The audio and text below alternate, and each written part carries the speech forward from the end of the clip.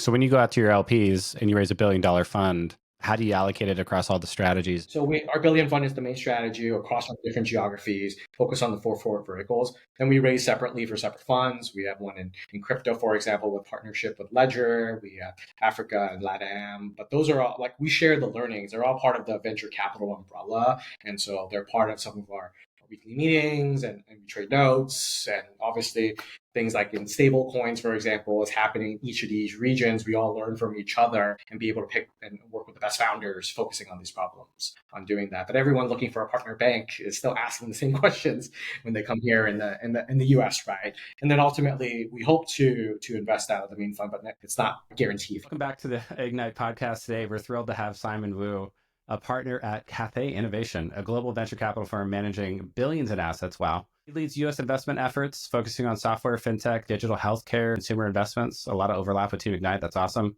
Brings a wealth of experience. He's been named one of VC Journal's 40 under 40. He's contributing strategic investments, M&A at VMware. Interesting. He's also a fellow alumnus of UC Berkeley, go Bears, with a couple degrees. That's interesting. We had trouble starting this podcast because we kept chatting for the last 10 minutes, but thanks for coming on. Absolutely. Thanks for having me, Brian. I always know it's going to be a good podcast when it's like hard to get the recording going because we're just kind of chatting. So yeah, let's talk about like venture capital. What inspired you to work in it? I mean, you did some M&A at VMware, UBS and stuff like that, but like kind of, I think everybody listening to the Ignite VC topical episodes would be interested to hear your kind of unique journey. Totally. Yeah. Everyone says their journey is atypical. I guess I feel the same. But if I look backwards, you talked about like you went through my background. I was like, sure, there's like 6 other ex-banker, corp dev, now turned VCs from the Bay Area. It's probably It's a pretty standard way. Corp dev, M&A, VC. Yeah. As a kid, I built my first computer when I was like a teenager, probably like 10 or 12, because I couldn't afford, my parents could buy me a computer and I was like scraping like savings to do it. And I always like really loved tech. And so that's kind of how it all started, to start way back. First gen? Yeah. Yeah. My parents immigrated and they don't speak English. And, by 6, I was learning how to like pay bills and, do all those type of things. First job at the mall at 15 and a half.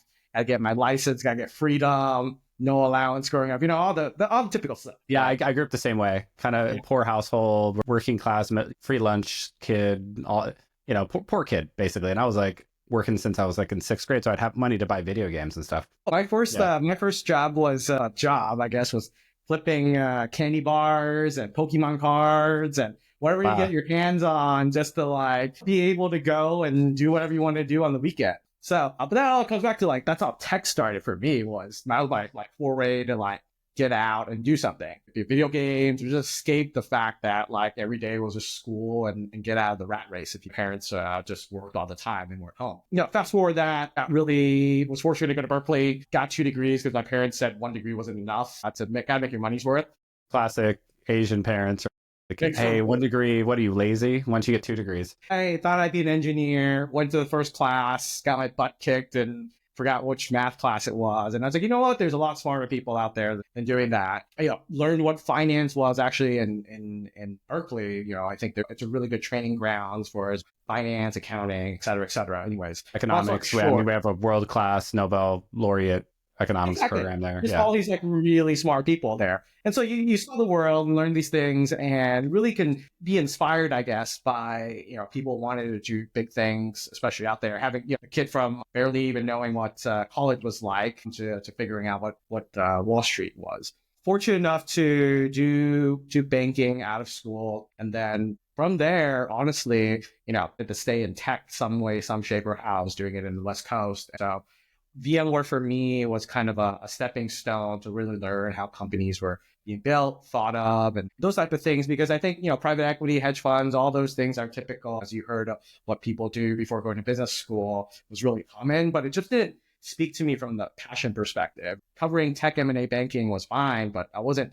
covering the hot, sexy areas. Well, it used to be 70. I was covering 70s when I first started, but now 70 is the hot thing, 25, 30 years later, right? Back then it was just, let's merge some stuff and see, consolidate the value chain and get some earnings out of it. So It goes up and down the value chain over time, depending on the cycle, right? yes, exactly. Sometimes the cycle lasts a little bit longer. But software was always really hot. And so VMware was that. They were extremely acquisitive and, invested on balance sheet. So we worked with young founders that want to do product tech tuck-ins all the way to kind of scaling companies like that are hundreds of millions and then really seeing that grow over there. And so really that perspective of being at a place that just worked with so many emerging business lines and founders, and just being in that DNA and that environment was really interesting, because I think with these days, when I do work with founders the last 10 years as a VC, we share a lot of those stories and kind of anticipate and see. Obviously right now, as you know, in this moment, it's a crucible moment for many founders, right?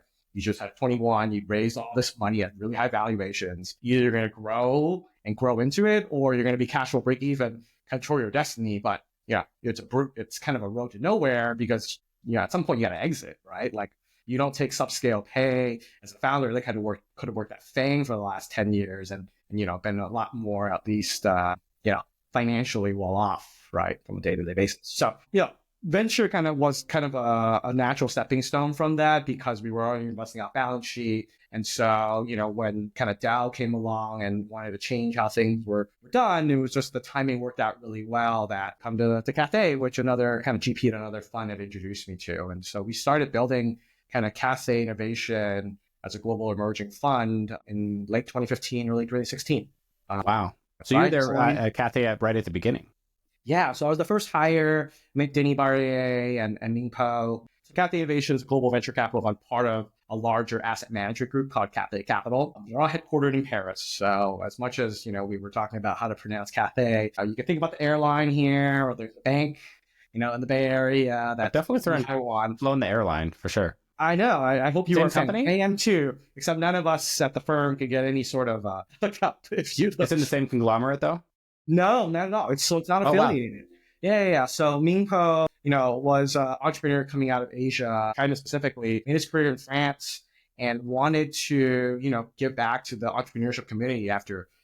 And it was, he saw that Chinese middle class was rising. And so how do you help these European brands kind of break into Asia at that point? And so that was kind of the genesis of what Cathay was kind of this flag, if you will, to kind of take them there. And so that's... How big was Fund 1? Started about 10 years ago? Yeah, so Fund 1 was 10 years ago. It was almost about 300 million. So there was a private equity arm that's a couple billion, 8 offices, 100 people. Think about kind of Bain Capital, just maybe missing a zero or so from an AUM perspective.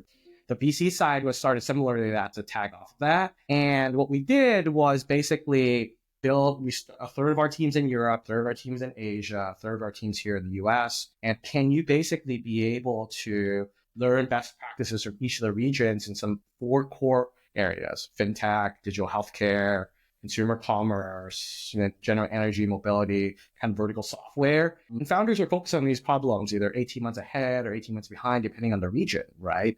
And so this was a great way for us to kind of share in a global partnership kind of these learnings and be able to kind of find that.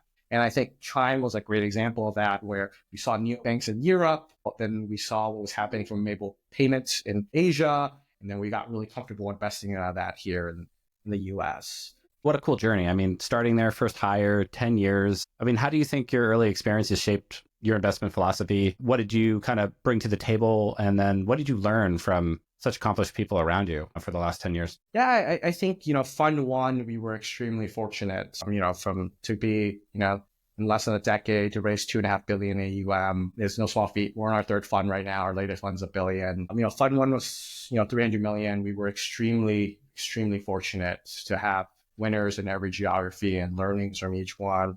And how many investments did you guys make in Fund 1? It was a little over 20. Okay, so this is pretty concentrated. Correct. Yeah. Yeah. So we have Pinduoduo in that fund, which is a huge marketplace, which owns Temu today here in the US, as you know. Right. Company. We did the A1 in that. We were early investors in Chime. We did the Series B in that. That's a huge neobank here in the US, as you know. We were early in Glovo, which is an on-demand delivery company that was acquired by Delivery Hero a few years ago. There's a number of potential IPO candidates that are, still in that fund, right? And so these sound like 5, 10, 15, $20 million checks, Series A kind of, and then, take your pro rata and then the B and C if it makes sense. Exactly. Pretty concentrated, take a board seat, write the term sheet, all that stuff. Yeah, and the idea is basically if you want to build an emerging brand here in the most competitive environment of Silicon Valley, be insiders and you have to do good. You have to look just like everybody else, act like just everybody else, and be that much better, right? And I think the differentiation we tried to do, which was have a global team, have shared perspectives, other geography that founders would appreciate because they've kind of seen other founders focus on a problem in fintech, for example, or in consumer commerce, et cetera. But we had all these, I think one of the different things was that we had these corporates as LPs in our fund. And so even though we were just joking earlier that we sounded like a fund of an airline or a bank, we do have a number of Fortune 500 types, household brands from BNP Paribas to Sanofi and healthcare and pharmaceuticals, for example, to Unilever, L'Oreal, Michelin, etc. These are all household brands that were investors in our fund across the many different funds, and they're part of our ecosystem. And I would say value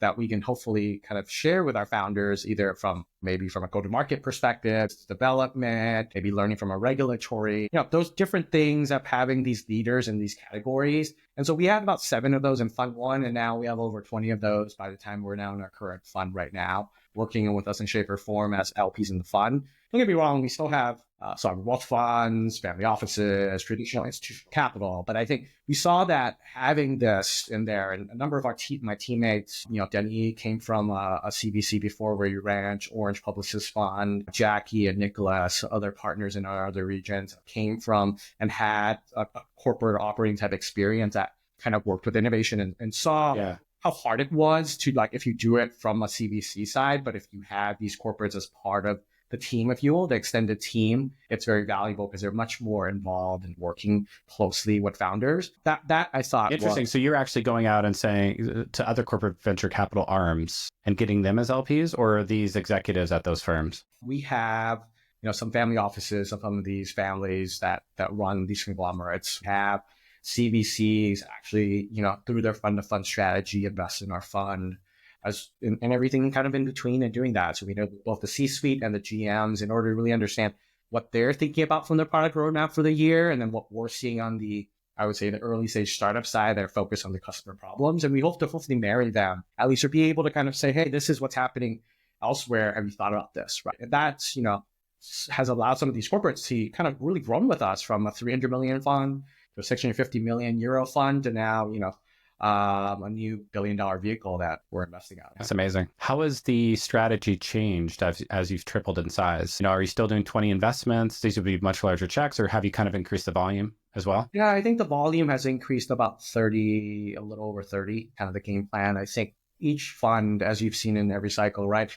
When we were starting in 15, 16, a Series B entry valuation is, what we call a Series A today, right? It was, I remember A's were sub 30, and you paid 35, you were really, really being generous. And oh no, 40 million posts. Oh my goodness, for Series A. And now you'll be lucky to do a YC company, really hot one at that price, right? And so that's, the world has shifted a little bit. So I think, bounds are a little bit alphabet soup-like, but I think what we look for is the product, couple customers, and a business model. And the idea that we're close to inflection point is really down the fairway what we'd like to focus on. And hopefully they're at a point because of that, and it's not just a PowerPoint, that some of our ecosystem can actually work with them where we can hopefully inflect the change and direction of the company and doing that. A lot of the founders, especially going back to kind of the background of where I was in my previous roles, it's all about scaling and what does it take from that 1 to 10 to 10 to that 100, seeing that movie a few times, some of the things to think about at the 20 million mark, when to hire, when to start thinking about your second motion, etc. Just having been working with acquiring tech teams all the way to really large teams, being kind of that, hey, if I was on the other side, these are the things that we'd be thinking about. Seeing that movie play out a few times is the case. And so, we're still focused on A and B companies because I think the definition has changed a little bit. And doing that, I think we were much more B before, and now A's and B's come out a little more because there's a pre-seed, seed, and the seed extension and all that. But I think the verticals and the focus, the thematic focus is the case. I think we're all an AI fund in some shape or form, just like everybody has a SaaS fund. But the ability to really focus on these end markets, understand the buyers, have a network that hopefully can be beneficial, either B2B or B2B2C or B2C, we can kind of use some of those playbooks a little bit. Super cool. Tell me more about the LP execs, because that's kind of what we try to do here at Team Ignite as well. Hey, come help our startups, and we have lots of exec types that come in and mentor and advise the startups, sometimes even join the board. What does that pitch look like as you're kind of going out and getting, it sounded like about 20 exec leaders from around the world and around industries? Yeah, I think we try to expand it more than just one touch point per company. But I think a great example would be we most recently with this company called Ghosts. It's a B2B surplus inventory marketplace, kind of really expanding into kind of providing more a dedicated marketplace for buyers to pick up their inventory.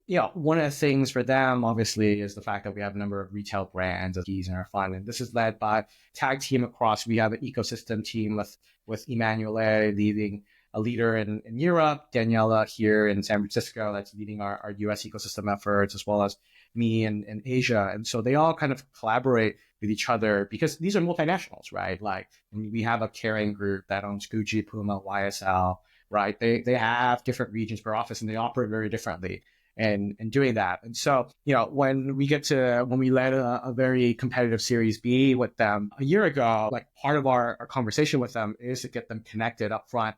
And hey, here's the list of brands that you'd love to meet in Europe or in Asia or in the US. Have some like almost like a dedicated account manager to work through that and be able to share that with them, connect the dots, and then hopefully see something that happens. But then as you scale, right, you're going to be like, hey, I want to build an office in Europe or LatAm or in Asia. We have a fund in Africa, we have a fund in LatAm. And so having coverage in 5 different continents along with these multinationals really help kind of really scale from a distribution perspective. Do these different geographic funds, are they basically feeder funds into the one main fund? So you raise money at the kind of the top level, and then you kind of allocate capital across the regions? I think some others do that. I think for us, we treat them as separate strategies on there. Obviously, I think they were joint partnerships with our Africa fund. Obviously, we've been working with Africa Invest. They've been amazing partners for us in helping because they already been doing private equity there for a very long time in a number of countries already. And so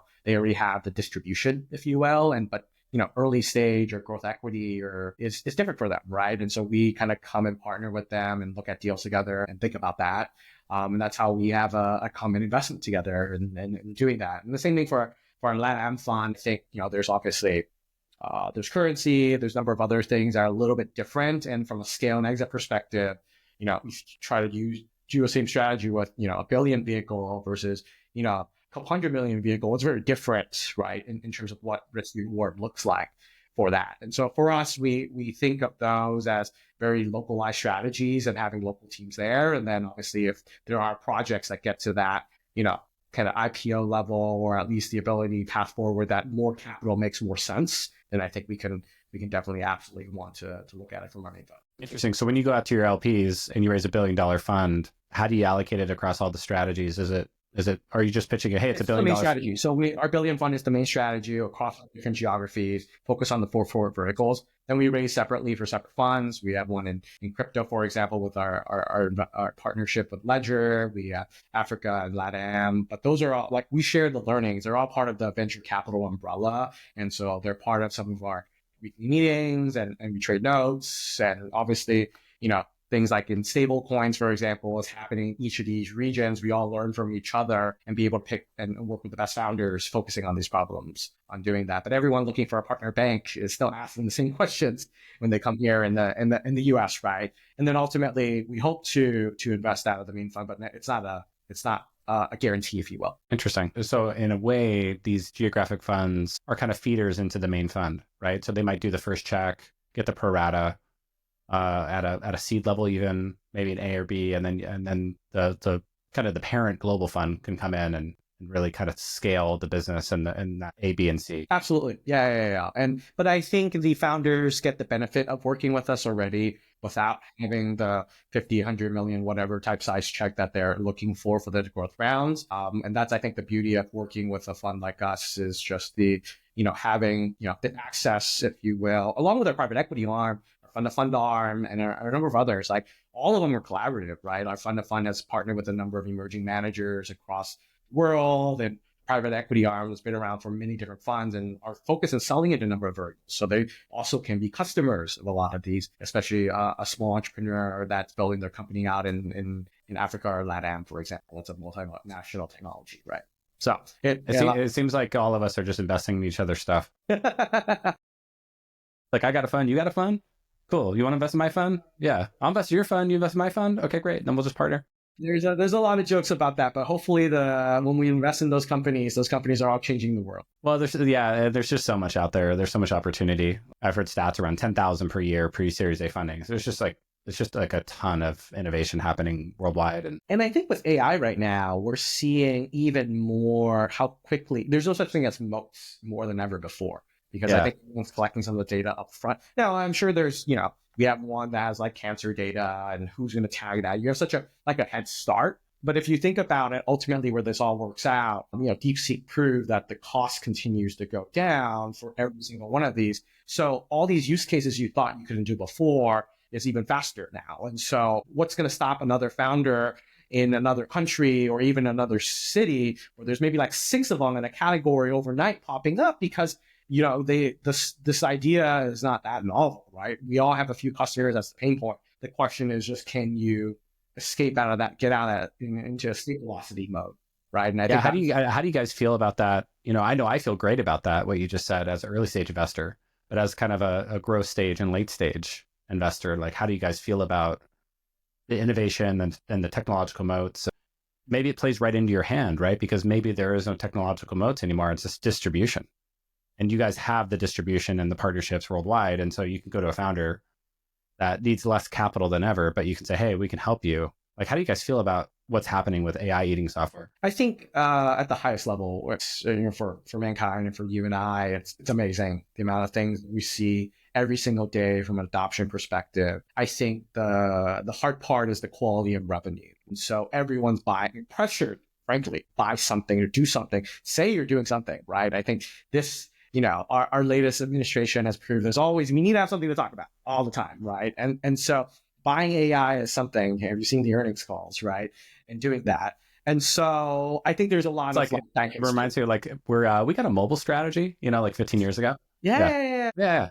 So Molo, was that like 20 years ago? That was the hot thing to say, right? We have a social strategy too, and all that. There will be a consolidation digestion phase in doing that. I think in the short term for us, the value accrues very much to you guys, which is find the most amazing team possible, has a nice head start into this, and least amount of capital to show that this is something that's working. Problems, you're going to have 10 to 20 of those in every one of them. And I see so much of that now. I see founders getting to 500K, $1 million of ARR without raising money. Yeah. The A and B right now is just, do I have enough time between when you first acquire this customer to show that at least 3 months later, they still like your product. They're still using it, right? Yeah. Usage has been one of the hardest things to kind of really understand because everyone's testing it, right?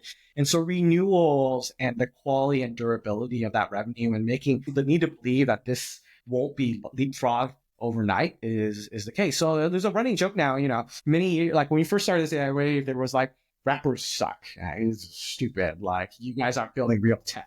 Now it's like, the workflow and keeping is the case. The model itself can be moved up and down. Like, you just swap a new one, you do some training again, you run the evals, and you're 10x cheaper and 10x better every year or two. And now here comes DeepSeek, and it turns out that the wrapper might be where the value is accruing, right? Exactly, because of and I'm sure next year we're going to find out something new, which is like distribution is, again, back to where it matters at the end of the day, which is especially some of these regulated verticals. You're seeing legal tech and digital healthcare and energy or fintech, right? I think it's sending waves throughout the stack, right? I was just talking to my last podcast guest, Tempo Labs, which is a company you should definitely talk to as they gear up for their Series A eventually, growing super fast. And they're basically replacing Figma with a kind of a AI powered UI generator, basically. So it kind of merges what designers and engineers and product people all do into kind of one thing. And I was like, hey, I asked him, what are you most excited about right now with AI? He goes, well, Cerebrus is really cool. And I was like, I didn't know who they were. They're making chips that conform to large language models. So like, yeah. So like you have this like layer, foundational model layer, and then you have stuff above it and below it that's getting changed because of the innovation in that like layer of the stack. And that was an example of like chips conforming to this other layer in the stack. So it's fascinating. I mean, it's just like now every co-piloted human that can do more, they're more efficient, they're more productive. Everyone wants more scope now, right? Like we can do a little more, or like, how do you justify your existence at every company when they want to cut another 10, 15%? Well, I got to do two person's job now, right? Because I'm much more effective. Or maybe that PM now does a little more product marketing, does a little bit of design, right? To your point on why your portfolio company is kind of melding all these in one, because I think siloing it because of bandwidth historically no longer maybe is necessary. Yeah. I think there's still this like human saying that, but yeah, they're different spikes. And I'm not suggesting, but I think it's a very interesting example that one person has to kind of mastermind it all now because they have the tools at their head to be able to ideate faster than ever before. And so is it better to go to another person to find a specialist, or let me just hack a 20% version, get as close as possible, and then eventually take it to specialists? Right? That was exactly the conversation we were having about the merger of like product and designers into one, or designers and engineers into one. It's just like this reshuffling of jobs with, some completely new jobs, but also just a reshuffling of traditional roles in software development is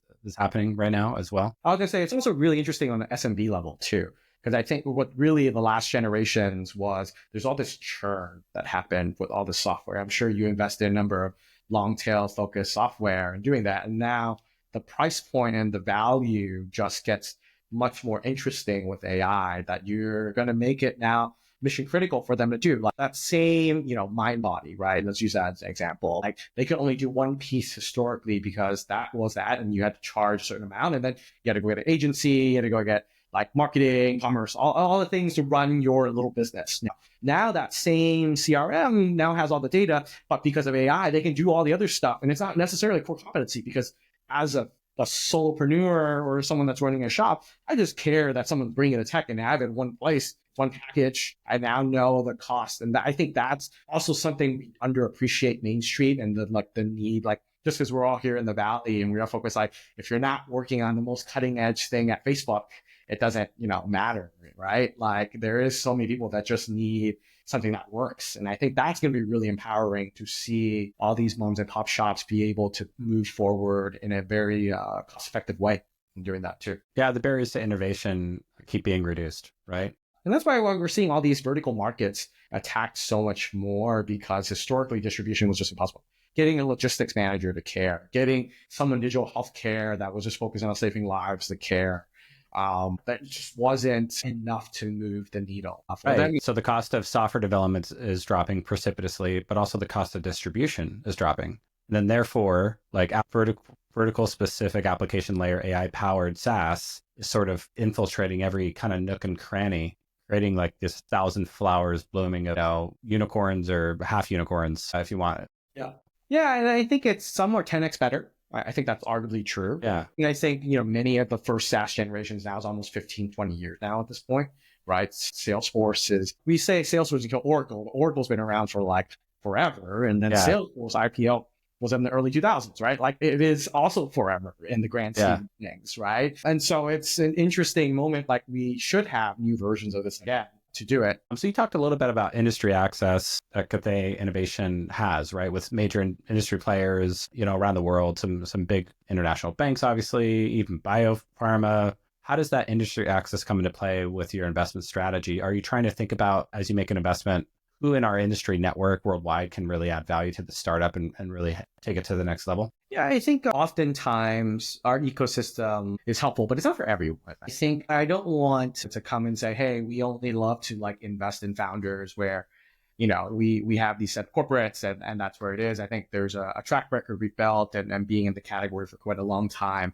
Also, hopefully is really helpful at the boardroom and helping them scale to the next level. in doing that. But I think it does come back to, at the end of the day, a lot of founders do ask is just, besides the brand, besides the money, what else can you help me with, right? But we get plenty of founders just like, hey, just show me the money, get out of my way, and I'll call you 4 times a year, maybe a board meeting or not, depending on it, and I'll just show you numbers up and to the right.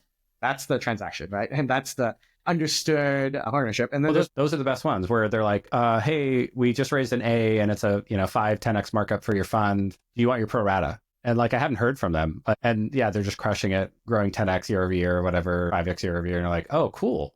Do you like that more though, versus the one that like calls you every 2 weeks and, love to have you as a therapist and just wants to have a sounding board because, being a founder is a very lonely job? I think it's a bell curve. There's like, founders that you just never hear from. They're super successful, or maybe it's a 2x2, right? And then there's like the founders you always hear from, and they're also really successful. Mm-hmm. But the most painful ones, as you know, are the ones you always hear from, and they're not doing well. And now you're scrambling, trying to get the right people plugged in, trying to get the ship righted in the storm. And I'm a small check investor, early stage, so I'm not taking board seats or anything like that. But I do see the updates, and I do try to be helpful. But yeah, those are, I think my perspective probably differs from you guys. And I think there's no, everyone plays a part. And I think every company, every founder needs something different in solving that, because I think there's a lot of egos at play. There's a lot of people with different experiences that can bring a lot to the table. So I think it's up to the founder's job to, create the best set of folks around the table. But I think in 2021, we saw a lot of people just choose based on valuation. You're like, I'll figure it out. There's the next round. As long as I keep going up and to the right, I should be okay. And then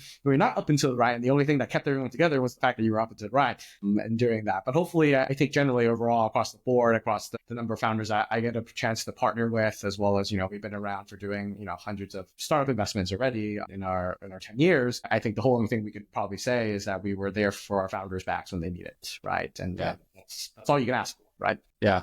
Because we all know startups are up and down, as much as we love to just get the update and the do you want your pro rata email. It doesn't always like that. It's we struggle with that at Team Ignite. Like, how do we best add value, right? And there's I think there's like concentric circles of value that you can bring, right? The core being like, hey, take a board seat, write a huge check, and like be there every step of the way, in the trenches. Mm-hmm. We're not that kind of investor. So the next tier out is like, okay, like how do we create almost like this like YC level network of founders, helping founders, and this like network of mentors, partners, programs, resources, and that's Team Ignite. And that's kind of how we try to run it. Yeah, I think every firm is different, every startup's different. Yeah. I think at the time when we partner, when they're a couple million of revenue, growing 3-4x year on year, I think oftentimes the playbook has some similarities, right? It's like, did I get the right VP of marketing in place? Get the VP of sales in place? Do I need to start hiring lieutenants, that second layer of directors underneath? Do I need to start my second motion? Or if I did enterprise, I need to go mid-market. Or if I'm, PLG, do I then go in to have reps and then kind of go do those things? Or hey, I've been like living the Facebook treadmill. I probably need to go figure out alternative GTMs to support that. Or what does it take to build a great organic brand, right? Now that you have the money to do it. Those common problems is always that 1 to 25 range is still the key. Some people get to it faster than others or think about it. They're the fun problems, right? It's better than saying, hey, am I going to make payroll next 2 quarters and trying to cut burn down as we buy time because these whales take forever to close. Some startups are just taken off, and they've like taken off to Mars or whatever, and they've established a colony, and like we're stuck back on Earth after a nuclear war or something with some of the other founders, just like running around like rats in the sewers, like trying to find morsels of food. Yeah. Anyway.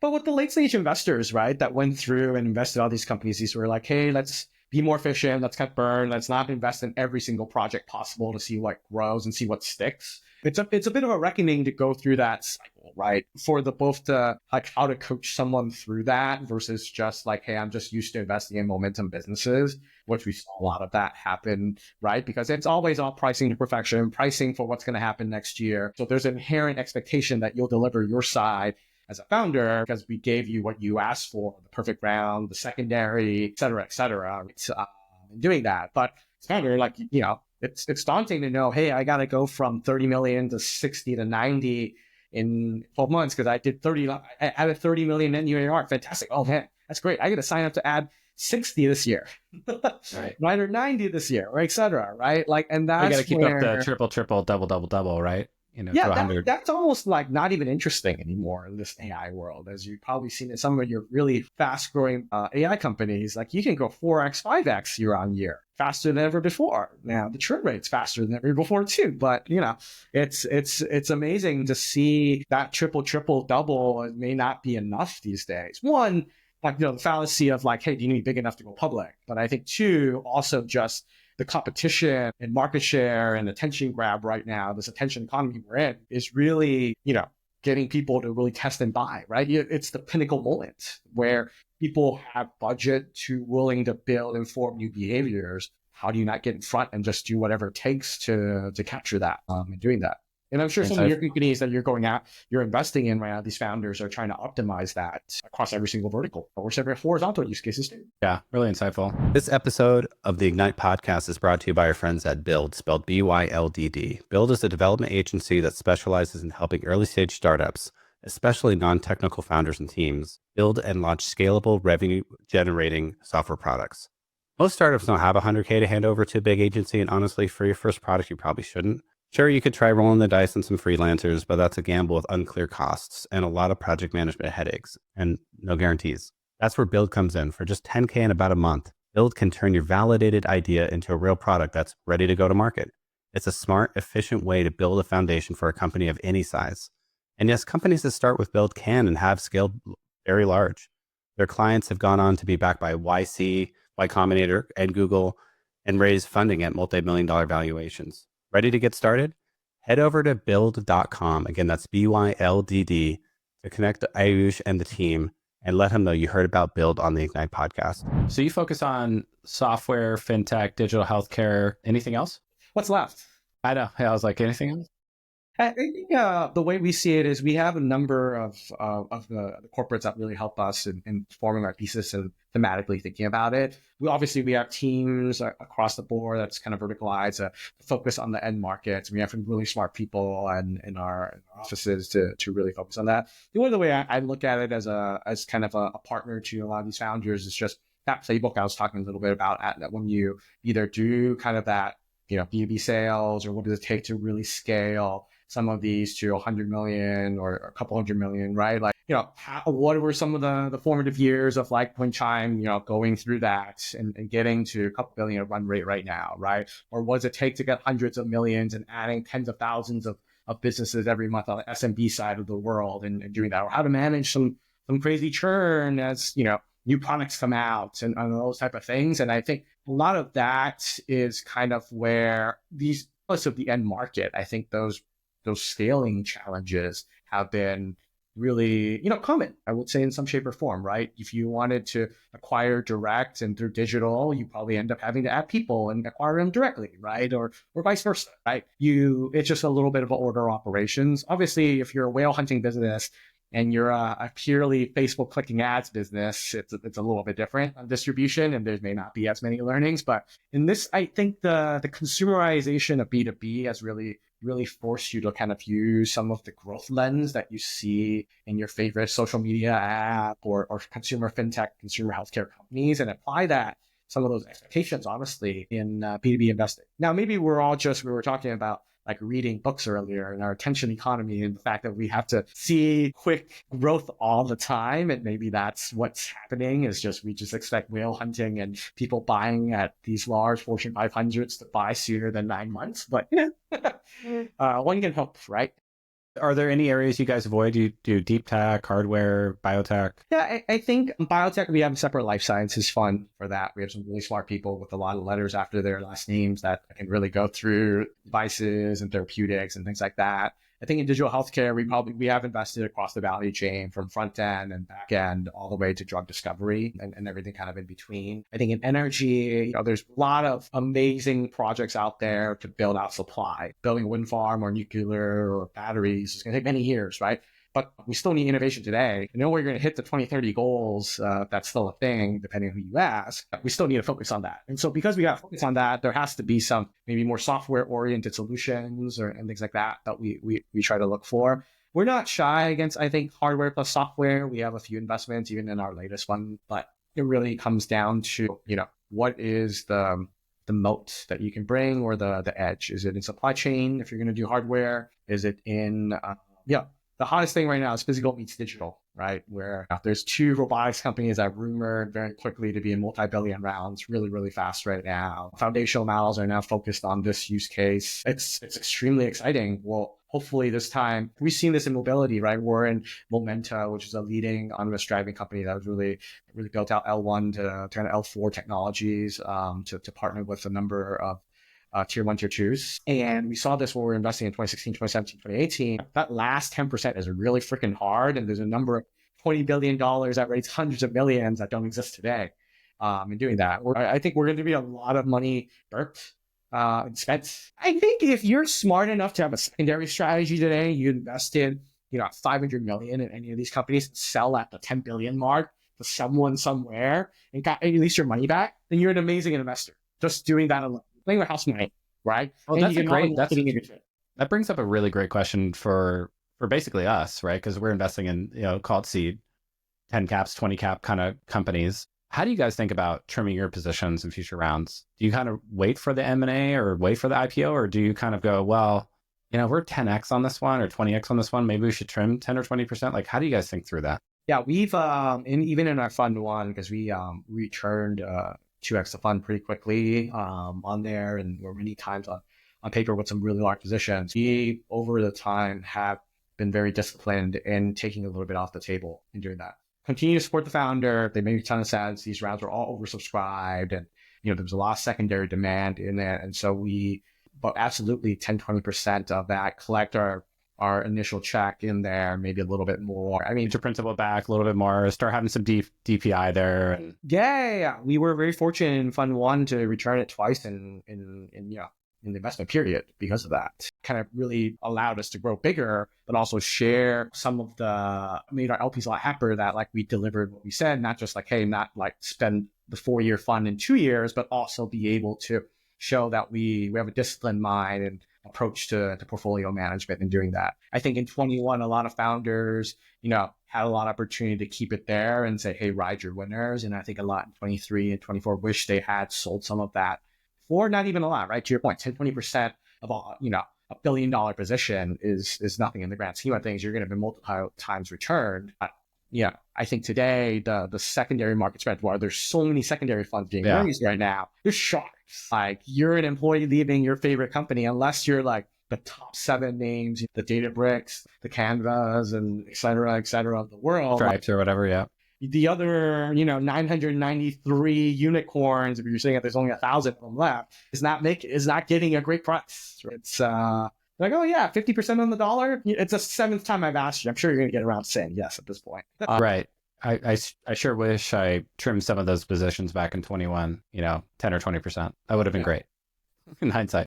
Yeah, and I think that you're still supportive of the founders because you're still working for them. The cap table. Yeah. Yeah, and the cap table, it doesn't, in the grand scheme of things, it doesn't matter to them in doing that. But I think we're starting to see in some of these AI companies right now, some of these really late stage rounds, there are founders. These mega, $10 billion valuation kind of rounds. Yeah.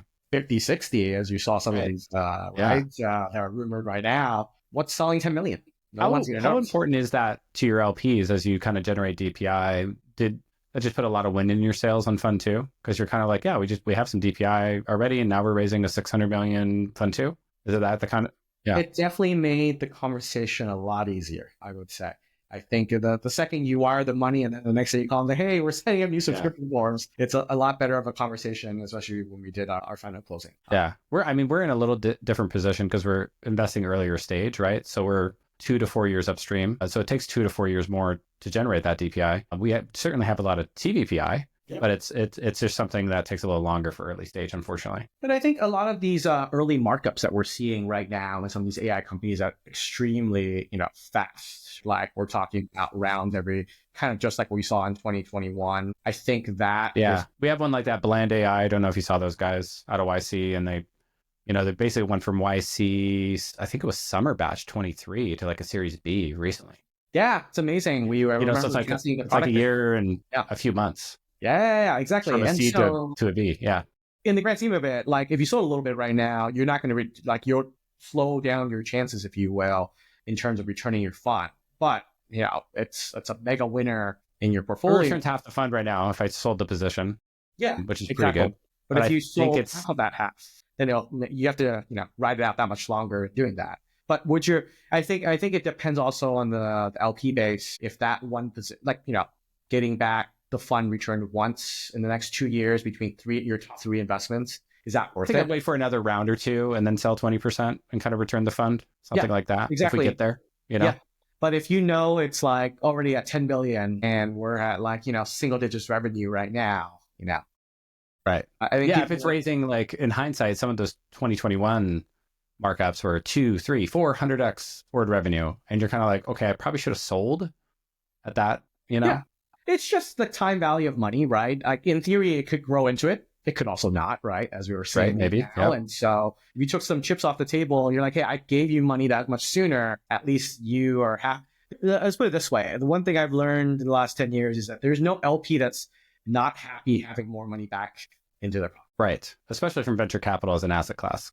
Because Yes. when they sign up, they're prepping themselves for a 10 plus year kind of journey. Exactly. And so you can sell too soon. You definitely can sell too late, but no one's unhappy if you give them money back faster than We felt it prudent to trim a little of this position and, get some DPI for you guys. And yeah, it's like, great. Thank you.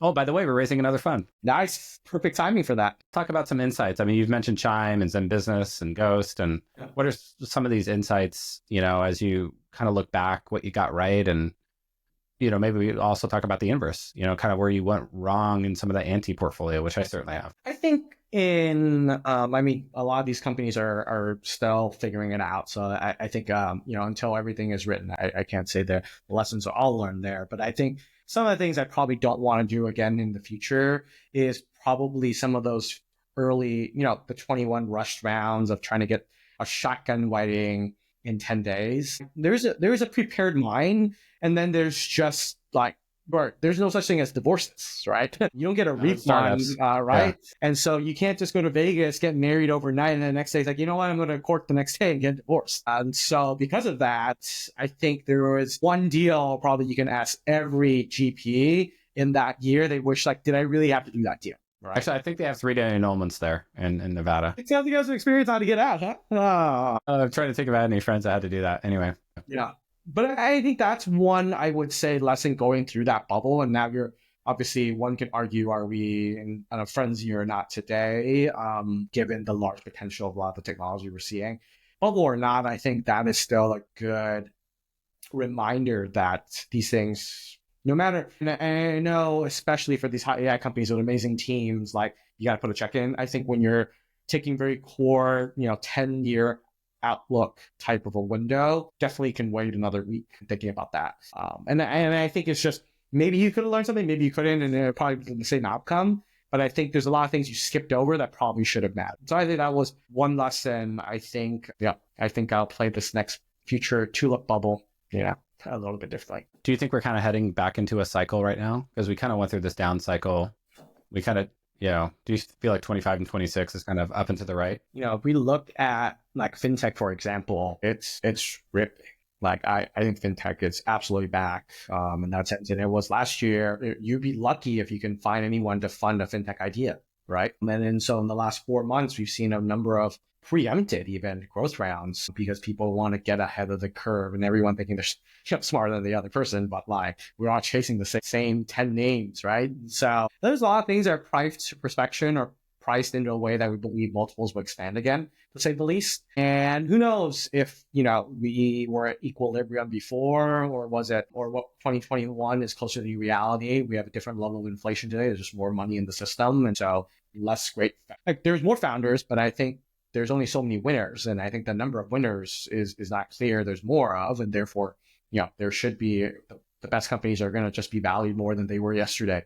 based on that supply and demand conundrum that we face. So in that sense, like, I don't think we're in a bubble. We're in a new beginning. We've had our mobile moment. We're waiting for the iPhone. Maybe OpenAI was that. And there's going to be a million of use cases now. So we're looking for Uber, Airbnb, DoorDashes of the world, et cetera, et cetera. And so we just entered a new, I would say, plateau, if you will, from a valuation standpoint and expectation standpoint, just because, as you've seen wage growth, like the cost of things versus how much our earnings are, it's just completely upside down. And so, but that's the expectation now these days. You'll be hard pressed. Yes, growth, GARP investing in venture is just doesn't seem fun. You call it? GARP, growth at a reasonable price. Like in public markets, right? You would look at, like, hey, a certain PE range would make sense for you to, like, hey, this is like a decent deal, right? To get in there. The risk reward makes sense.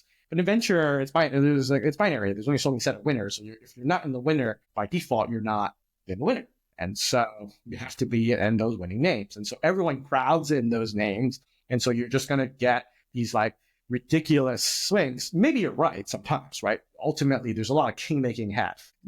SoftBank had a great idea doing it. It's just others improved that B1 now. And now you just have many big funds doing it. And we're in a way which it's quote, unquote, a better product than it was when the first B1 of Vision Fund came out. But yeah, wow, like that's where the reality is, in which a founder can really take the air out of the room. So maybe AI will take that away, but the adoption right now, all the uses we're seeing, they're real. I have a lot of sympathy for you describing all this, because I don't deal with any of this. I mean, a little bit. I kind of like, I'm on the sidelines, a minor part of the cap table. You're actually out there having to win these deals against these other mega funds. Like, how do you get out there with these, these sharp elbows that exist and get into the winners? I mean, that's got to be one of the toughest jobs. I think a couple things. I think one is the best will win or lose, win some and lose some, no matter what. You can take your favorite GP and you're not going to win every deal. So it's impossible to say. I think the second thing is staying in your lane, picking battles that make sense, and knowing or you're differentiated. Yeah. Right. As I said, the 4 verticals we spend a lot of time in, our track record in those really help in doing that. And founders will appreciate that. But I often say this: if you want to go to Harvard and Stanford, you're going to go to Harvard and Stanford, and MIT and Penn is not going to have a shot at convincing you if you got the offer letter from Harvard and Stanford. That's just how it is. So if you want your favorite name brand VC, Sequoia comes in with their big term sheet, and you've always said you wanted Sequoia, whatever. Yeah.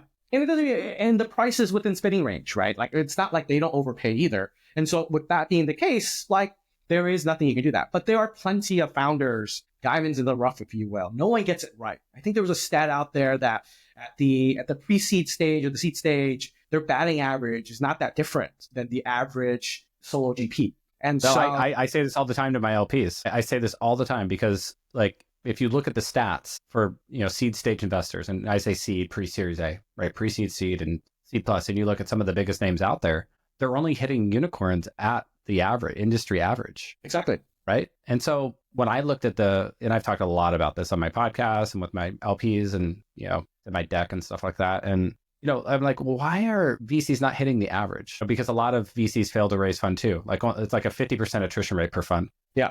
And as a founder, you're not going to ask which round of XYZ were you in. Does it matter if you were the first check into XYZ company or were you the third check? I think it kind of matters. Like, if I say if I'm a seed stage investor and I'm like, hey, I'm in this unicorn, and you're like, great, when did you invest? I invested at the Series B. Well, wait, that is not where you invest now. I'm like, yeah, but it's a unicorn. Like, I think it is a little different.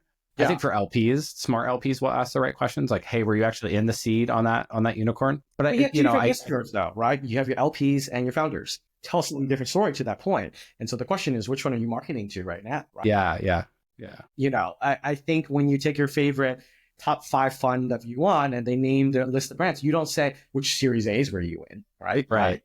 And they just like Sequoia, winner after winner, right? I can do that, but that's the funny thing. Like, when I was in banking, you can cut the league tables no matter what, a different way to show your number 1. But number 3 was always going to be your favorite number 1 bank, right? And so, like, for us, we always bring up, hey, is Sequoia that? Or, like, is Goldman Sachs that, right? No matter how you cut it is the case. So in that sense, it really is that you are still trying to... Well, I think stated another way, nobody remembers your failures either in venture capital. Yes. So all that really matters is being in winners. Yeah. And so how do you, if you're not yeah, a winner, it doesn't matter. yeah, it doesn't matter.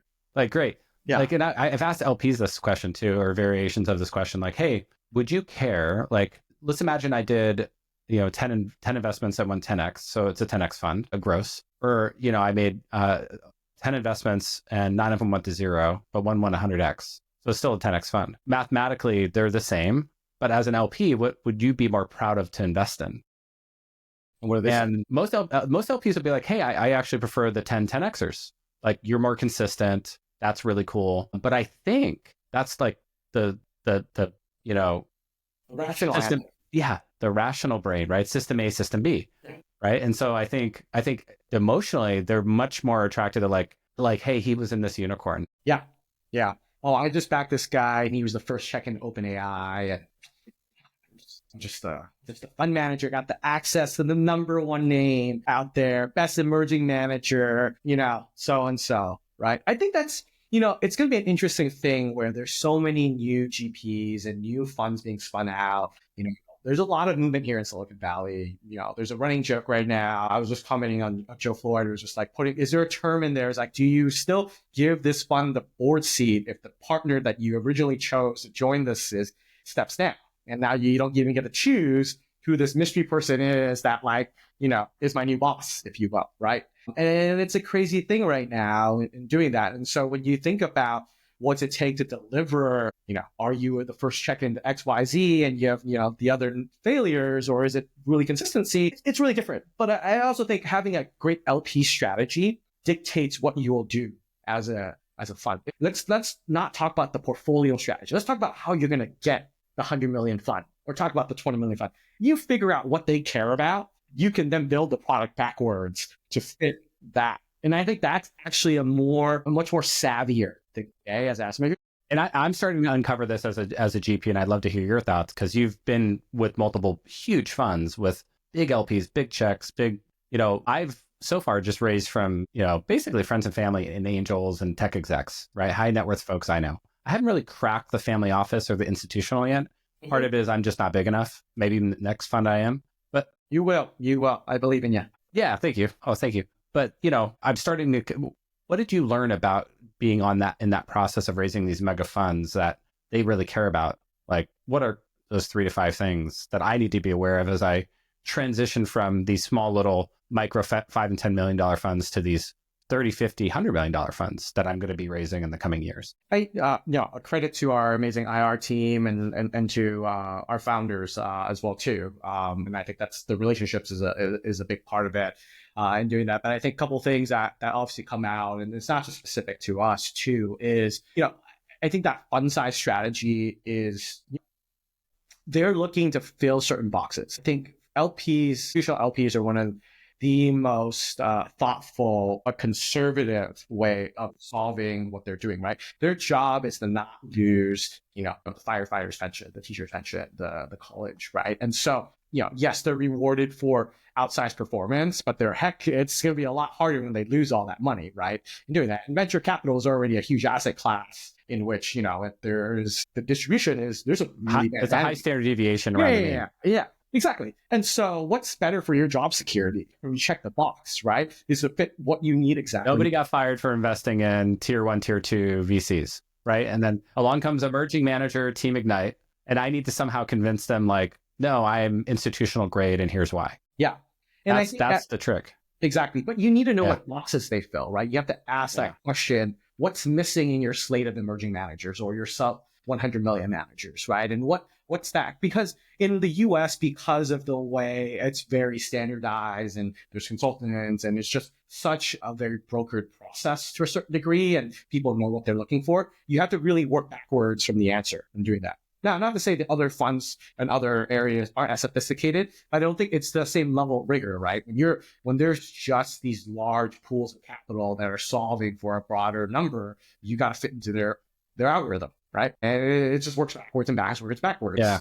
I get conflicting advice about next fund size too. We just closed our little $5 million seed fund. We're raising a little $10 million YC fund, which I can talk about because it's a public fund. I have to verify accreditation. I won't do that again, by the way. But I get conflicting for this next fund. I get conflicting information around, oh, you should just do, a $15 million fund and oversubscribe. And I talk to other people like, no, do a $50 million fund. You have a ton of track record and you'll be able to go raise from, institutionals and larger family offices. What do you think is the right answer? Putting back my, if I were a board member hats, I think obviously, as you probably tell your founders too, when they fundraise, it's, you give yourself room for optionality. They're two different strategies, right? How to create a 10x $15 million fund is very different than like deploying a $50 million fund and 10x that, right? One is you probably need more lead checks, be a little more sharper elbowed. The other is you can fit in very nicely and have a large N doing that. Maybe it'll be a smaller set of N than like a massive index fund, but it is still, you don't have to, in order to return a 10x fund, you don't have to be lead checks in every single one of your rounds. No, we don't ever want to lead rounds. I think the future of Team Ignite is kind of the world's second largest check writer of seed. Yeah. It's Know your lane. And I stay in my lane. It's 250 to 500K checks with pro rata all the way through, and then we reserve some percentage for the follow-ons and the winners. Yeah. And but that's the lane. Strategy. Then do you just want to have more reserves at 50, right? How many checks are you going to write in that fund? Think about how are you going to get into the carry with a $50 million fund, that type of strategy? Yeah. That's the way I would think about it. And I think fund size dictate that. Yeah. So I was thinking about this too. And this goes back to my phrase of like, why aren't VCs hitting the 25% IRR on average? Why is there a high standard deviation? It's because of the concentration, right? And I don't have to concentrate because I'm not writing $30 to $50 million checks. I'm writing 250K, 500K checks. So I can afford to go like boil the ocean almost and invest in 100 or 200 a year. And then, I'm hitting almost like it, even if I'm bad at it, I'm just like a monkey throwing darts at a TechCrunch. I'm hitting the average for seed, which is a 25% IRR. And then if you compound that for 10 years, it's a 10x fund.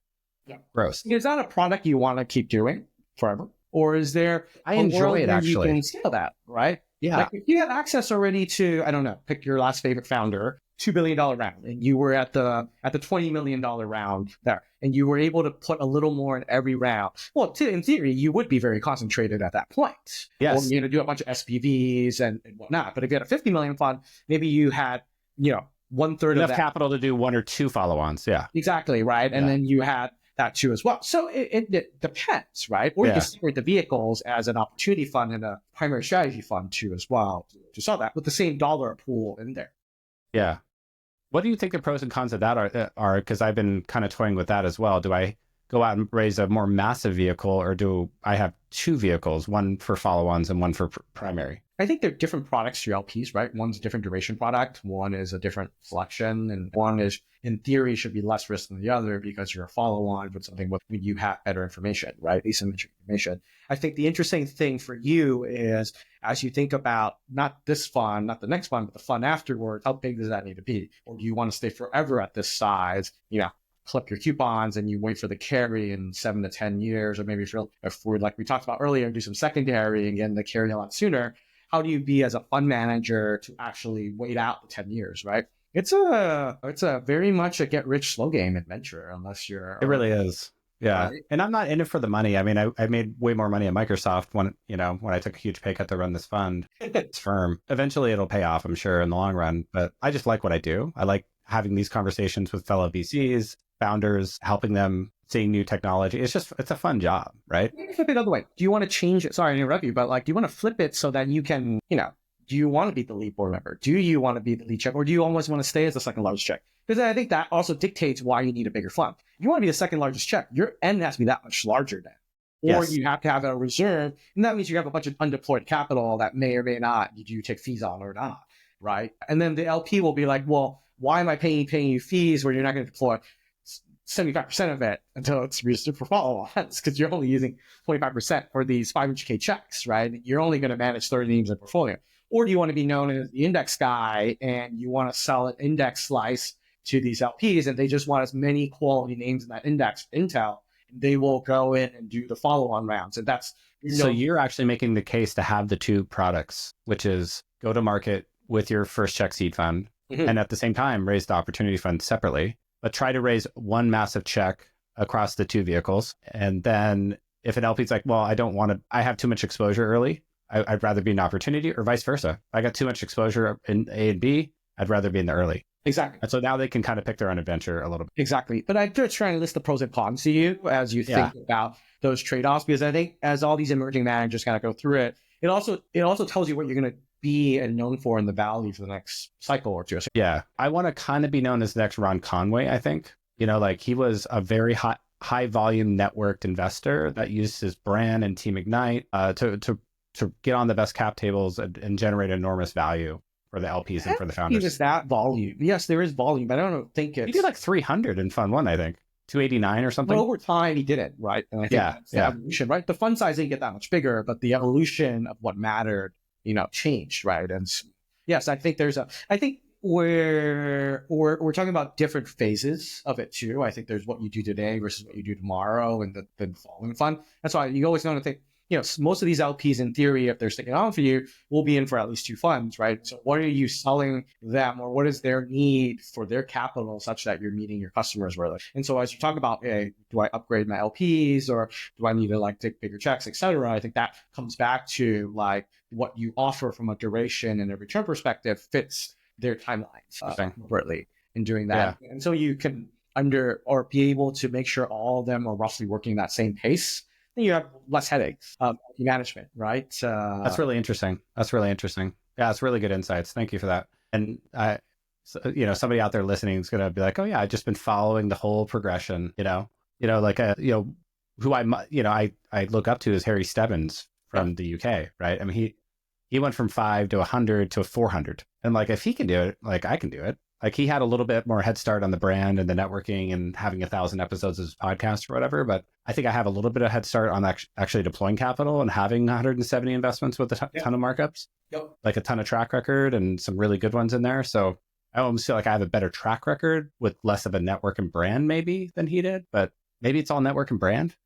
I think at the end of the day, there's so much money. We're such a small piece of the private equity pool in the grand scheme of things. There are asset classes going through that renaissance right now where we are, our returns are getting more muted because of just the flood of money coming in, kind of like what private equity went through in the last couple generations. And so we're going through that. So everyone can raise a large fund. I don't know if fund size is the right thing. Ultimately, at the end of the day, if you're doing it for the right reasons, you just want to make sure you're here still doing it for the right reasons 10 years down the line, right? Because you're signing up to manage these companies for quite a while now. Sure, you just quit the game, you ride off the sunset and disappear after collecting fees on a $400 million fund, a very small overhead. Dividends are real nice at the management company when you do that.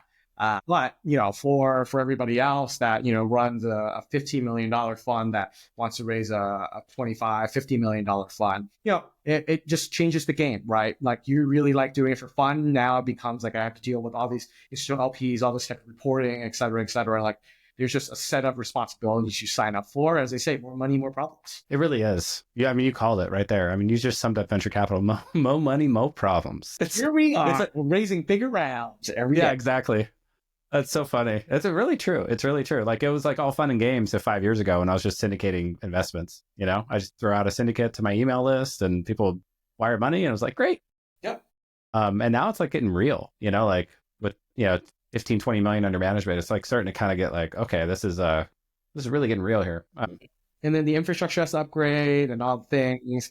You got to do certain hours. You got to hire some people. Yeah. And so far I'm still a GP. Management business. You wanted an LP management business, you had probably 100 of small checks. Now you're gonna have one big check that has to do all this reporting versus all the other stuff. It's a different ballgame. They all wired up front. Now you got to do capital calls because they want to wire. We've been doing capital calls so far. Yeah, we do capital calls, but yeah, we have the infrastructure. We're on Decile. I went through VC Lab. I've had Mike and Ade on the podcast. They're great guys. There's more and more tools just like AI for every emerging manager to set up shop. Yeah. That's what I'm confident in, actually, is over time, there'll be more and more AI. I mean, I already use AI in all my workflows, writing this podcast outline, responding to an LP question, just everything, reviewing a startup founder's deck, and just getting an opinion from ChatGPT anyway, through the API on Airtable, should I meet with this founder or not? Yeah. It doesn't do a perfect job, but it helps me prioritize. Yeah. you And know? it lists reasons that you didn't think about. Right. Just you were so caught up in your vacuum, and so having an unbiased opinion to do it. Now you can also train them on all how you pass things and how you analyze things, and Right. it'll be just speaking to it. Well, it builds memory now. I don't know if you noticed this using ChatGPT. It builds memory over time. And I'll be like, hey, remember that deal that we looked at? It's some cybersecurity startup, like blah, blah, blah. I think his name was like Ronald. Okay, yeah, like it has it in memory. Yep. It's in like that's almost creepy in a way. Yeah. And then I take all the due diligence and my Fireflies recording with the founder and their deck, and I just plug it all in with my framework. And I'm like, evaluate this. Man, and some like, poor MBA looking for a summer internship that was hoping to shoot you that cold email later today, after listening to this, is gonna have to really rethink that email now. right. Yeah. Yeah. We, that's the way I actually scale my time is the MBA interns. I get, a bunch of Berkeley MBAs to help me do my dirty work. But anyway, how you doing on time? You have to get exposure into a cutting edge, new alternative strategy to get in front of founders, which is, yes. How you doing on time? You got a hard stop? No, I'm good. I can go for a few more minutes. Yeah. Let's, I have a bunch of other questions, but let's wrap it up with kind of a rapid fire. I could talk to you for like another 3 hours, but what excites you most about? It's just we got a vibe going. Yeah, it's cool. It's cool. I love talking to fellow VCs. It's always like almost like our it's like our water cooler time, I think. Yeah.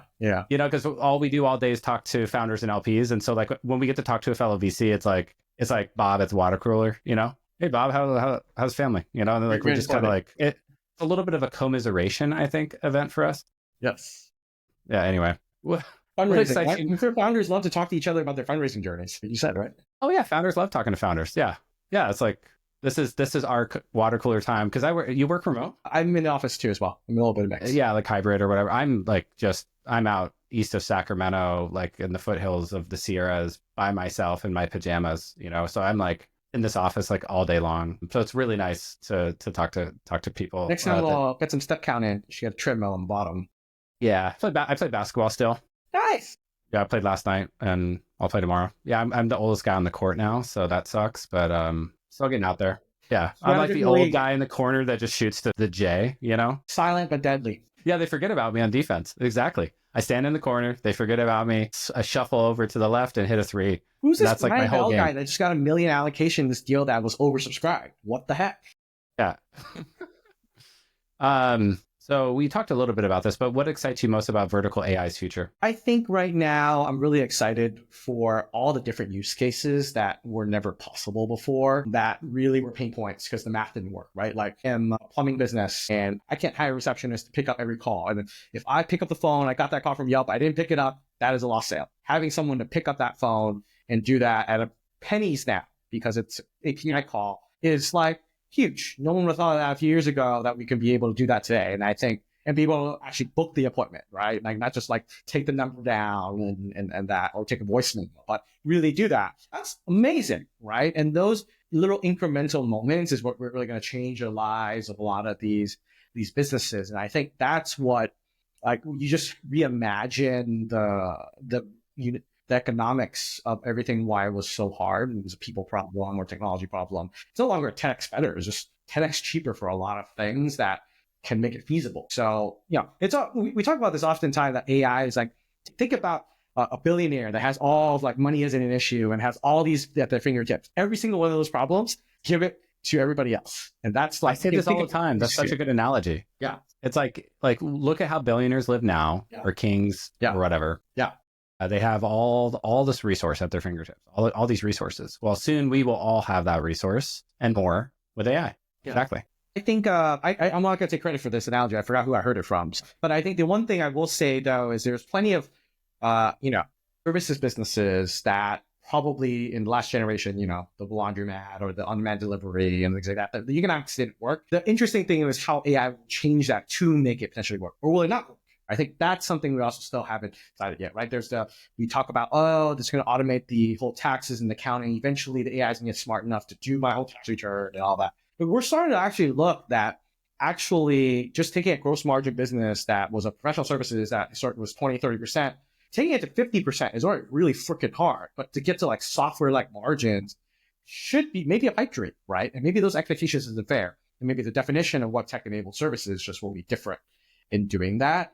But, obviously we're still in early innings of how everyone is tackling this problem. Yeah, I think as AI gets super intelligent and it can reason at the PhD level, and then you layer in things like robotics, the dream of the 90s is alive. Yeah. But we underestimate how long it takes. And I think, or we Right. underestimate. The pendulum swings a little hard. Right. I think in our world, we're eternal optimists and Yes. we always want this to happen. But I think those that, you have to be right enough times and everyone forgets their failures. But I think everyone has always assumed this happens a lot sooner than you think. Yeah, I think we might be in this like runaway period of technological progress where we are in a hard takeoff. The more and more people I talk to, and I've worked in AI for 15 years, but the people that are even deeper than me are like, yeah, we're in a hard takeoff. Like it's clear. Like this stuff is recursively self-improving. There's no signs of it stopping. You have DeepSeek coming out, 10x better, 10x cheaper, and then OpenAI O3, and then whatever's after that. And like, it's just getting so much better so fast. Yeah. That it's hard to see it. Right? Like doing deep research for you for $200. Right.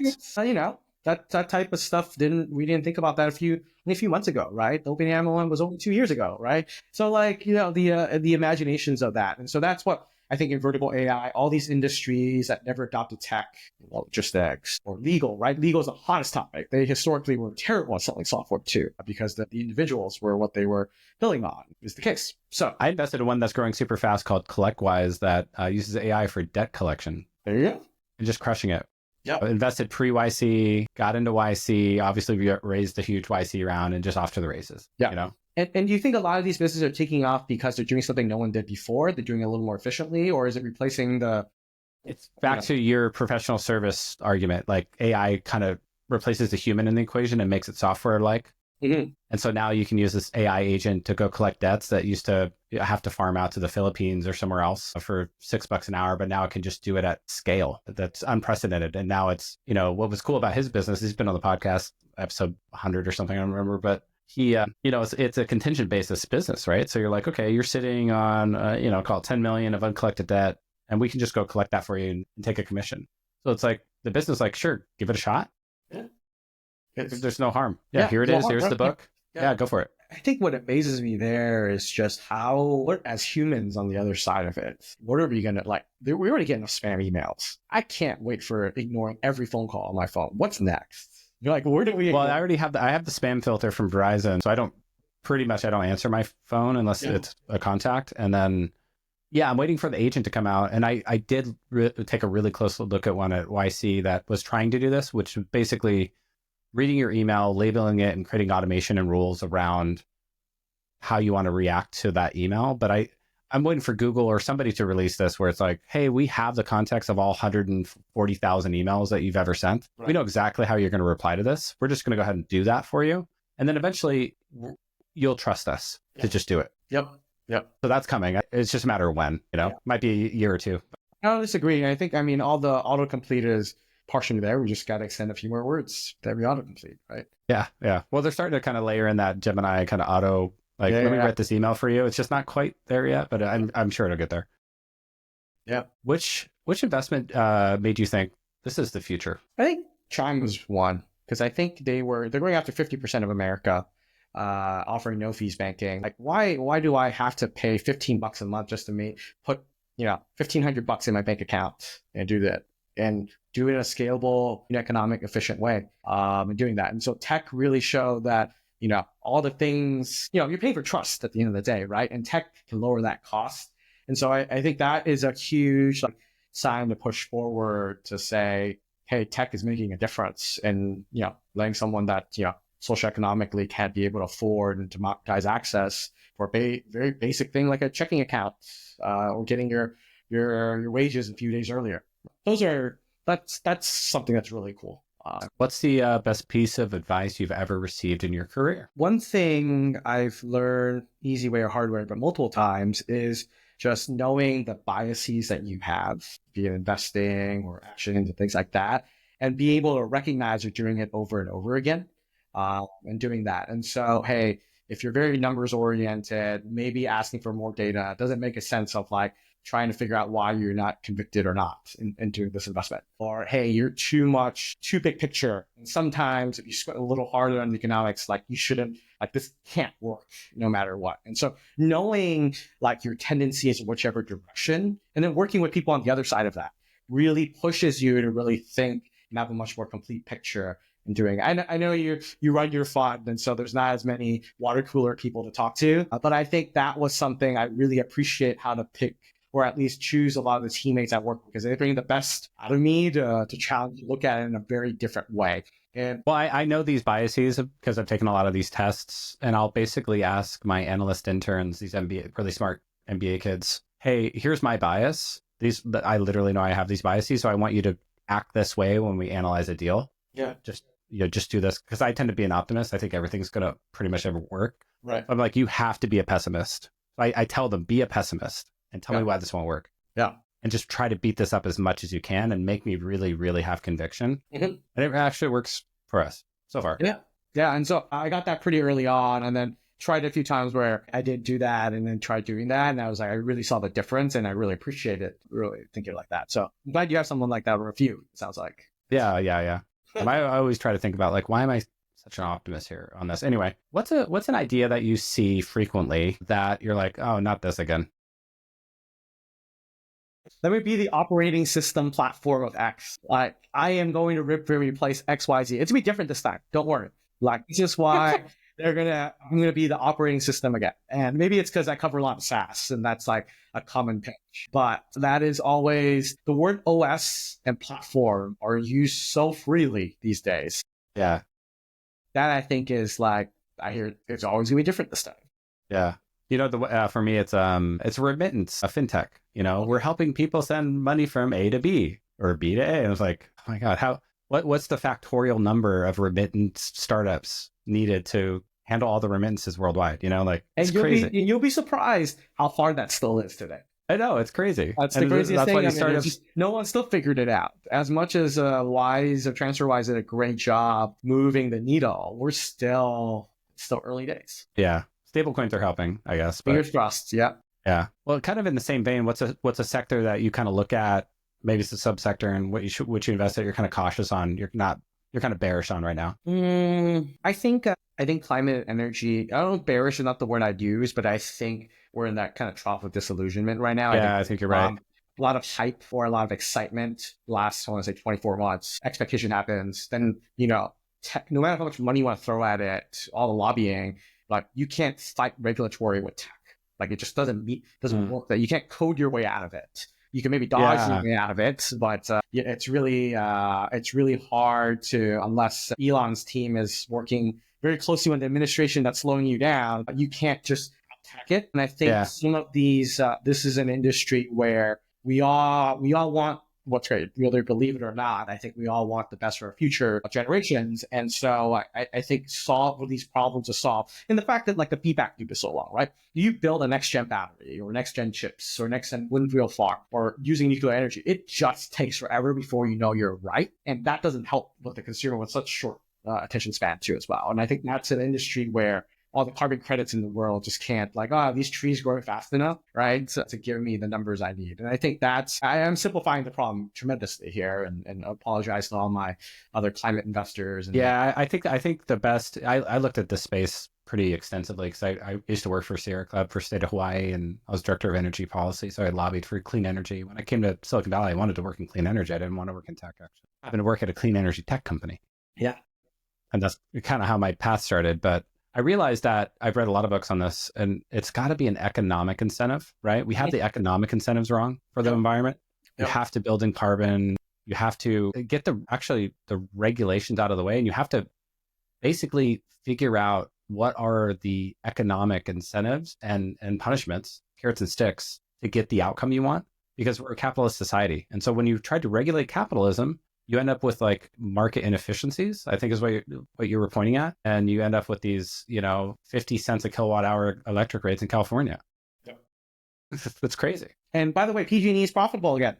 Here we are with our 7th rate hike this year. Yeah. Well, I mean, and their profit margins are fixed, right? And so if you think about the incentives, they have to raise rates in order to make more money. Just like the government has to grow to like feel important and to get more done because it's mostly cost plus. Yeah, it's also healthcare too. Same thing, like MLRs are governed that every dollar has to go this much to medical services. So in order for admin to get paid more or hire more people, you got to raise the rates. And so this really, really weird cycle, Yeah. which no one has figured out how to break yet. Yeah. What's the most memorable founder story from your career? Let's skip. I'm running out of time. So yeah. Okay, no problem. And then you mentioned a book right before we started recording. What's your buzzy book right now? Oh yeah, I think I don't read a lot, but I was really captivated by Sahil Bloom's new book on the 5 types of wealth because I saw this really nice. They were I think they shared it with a lot of folks on Twitter, and one of the images was the amount of time you're going to spend with your friends, your family, your kids, your parents. And it's a little morbid thinking, but it was just like this nice, interesting curve. And I just became a dad. And so like thinking about how much time I get to spend with her, in this, as we're on the road a lot for our jobs here. And so it was just interesting curve and seeing that. I was like, whoa. So maybe you want to go buy the book and read it. Not finished yet, but those charts are pretty interesting on like how much time you spend with your friends as you grow older, spend time with your family, how formidable those years are. I need to read that. Yeah, my kids are teenage. Well, I got 2 teenage boys, and my daughter will be 9 this year. So it happened. It's a blink of an eye, man. Blink of an eye. Yeah, I'm at PTSD right now, waking up, between 2 and 5 in the morning. She's doing much better now, but I know a lot of dads I've talked to just block this part of the. I remember it, and my wife and I still fight about it, right? Because like the first one, and then how we handled the second one was like, I'm just gonna let him cry it out. Like, I'm not staying up all night again. I'm not doing that again. What did you do for number 3 then? Same. Okay. All right. She just like, yeah. So the Sears method. Dr. Sears. I'm testing it. I'm very close. There's enough books out there. My wife has done a lot of research on that. Once they're like 6 months old, they're fine. Yeah. They can self-soothe and sleep. Well, thank you so much, Simon. Really appreciate the conversation. Could have talked to you for another, like the rest of the evening, grab dinner and just kind of keep going. I really appreciate you coming on. Yeah, Brian, it's great to chat. Look forward to doing more deals with you. It's exciting times. Yeah, likewise.